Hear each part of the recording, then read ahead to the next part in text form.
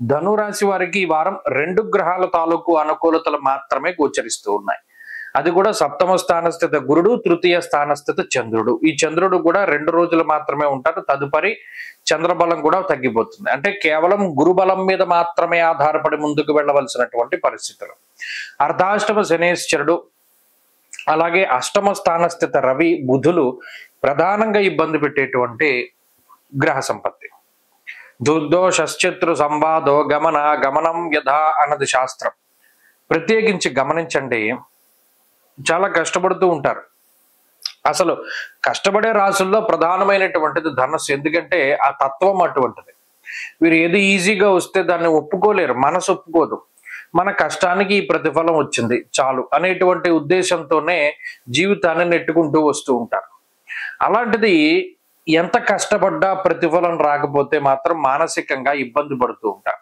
దుర్దోష శత్రు సంవాదో గమనం యథ. ఉత్తి పుణ్యాన్ని తగువులు పెట్టుకుంటారు మీతోటి.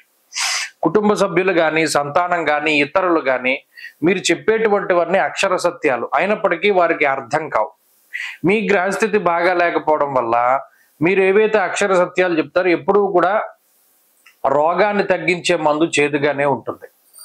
తేనె పూసినటువంటి మాటలో కత్తి తేనెలో ముంచి ఇతరులకి అందిస్తే ఆ తేనె కనబడుతుంది, లోపల ఉన్న కత్తి కనబడదు. అలాగే ఇప్పుడు మీరు ఎంత నిజం చెప్పినా, ఎంత మొత్తుకున్నా ఇతరులు వినరు. ఎందుకంటే మీ గ్రహస్థితి బాగాల. మీ మాటలు వాళ్ళకి చేదుగా వినబడుతూ ఉంటాయి, ఇతరుల మాటలు మధురంగా వినబడుతూ ఉంటాయి. కాబట్టి ఎవరికి సలహాలు ఇవ్వకండి. ప్రధానంగా నేను చెప్పేది ఏంటంటే, మీ అంతటా మీరుగా ఎవరికి వెళ్ళి సలహాలు ఇవ్వద్దు. మీ దగ్గరకు వస్తే మీరు ఇవ్వండి. వాళ్ళు ఆఖరికి మీ జీవిత భాగస్వామి అయినా సరే, ఈ పని ఇలా చేయకు, ఈ పని ఇలా చేస్తే బాగోదు అన్న సలహా కూడా మీరు ఇవ్వద్దు. వాళ్ళు మీ దగ్గరకు వచ్చి అడిగితేనే తప్పితే. అలాగే వృత్తి ఉద్యోగాల పరంగా ఎంత నెమ్మదిగా ఉంటే అంత మంచిది. అగ్రెసివ్గా ఎప్పుడు వెళ్ళకండి.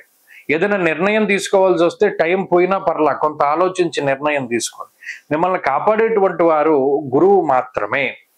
ఆయనే ప్రధానంగా భగవంతుడి రూపంలో, మన ఉన్నతాధికారుల రూపంలోనో లేదా ఎవరైనా సలహా ఇచ్చే రూపంలోనో ఆపద్ధర్మంగా ఎవరైనా మీకు సహాయం చేస్తూ ఉంటారు. సహాయం అన్నది అందుతూ ఉంటుంది. కాబట్టి అదేం లోపం లేదు, దేనికి లోటు ఉండదు, నడుస్తుంది. కానీ మానసికమైనటువంటి ప్రశాంతత ఉండదు దీనివల్ల. ఈ ఒక్క విషయాన్ని ఈ వారంలో దృష్టిలో పెట్టుకోవాలి.